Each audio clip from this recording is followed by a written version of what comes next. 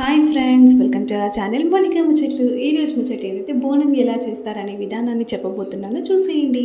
మేమైతే బోనం చేయడానికి సర్వ లేకుంటే కుండ తీసుకుంటాం అనమాట. సో సర్వ అవైలబుల్లో ఉంది కాబట్టి సర్వ తీసుకున్నాను. సర్వ తీసుకొని దాన్ని మంచిగా వాష్ చేసిన తర్వాత దానికి ఫస్ట్ నేను వీరగంధం రుద్దాను అనమాట.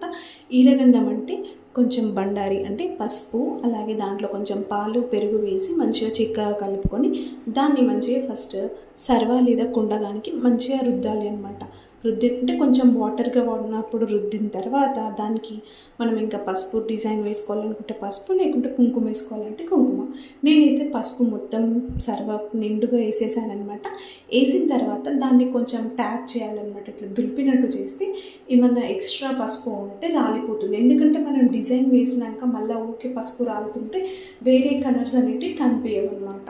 సో ఫస్ట్ నేను అది ట్యాప్ చేసిన తర్వాత మంచిగా సెటిల్ అయిపోయిన తర్వాత అప్పుడు నేను ఇయర్ బడ్ తీసుకొని కళ్ళు కావాలనుకుంటే కళ్ళు, త్రిశూలం, హోమం అలా ఏదైనా వేసుకోవచ్చు.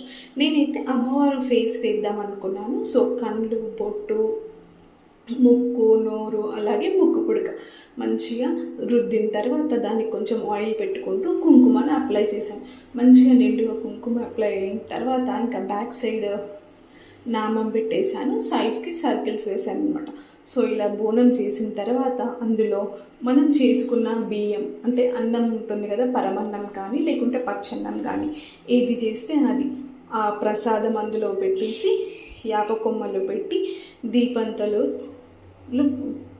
దీపంతలు పెట్టి నూనె పోసి బోనం అయితే రెడీ అవుతుందన్నమాట.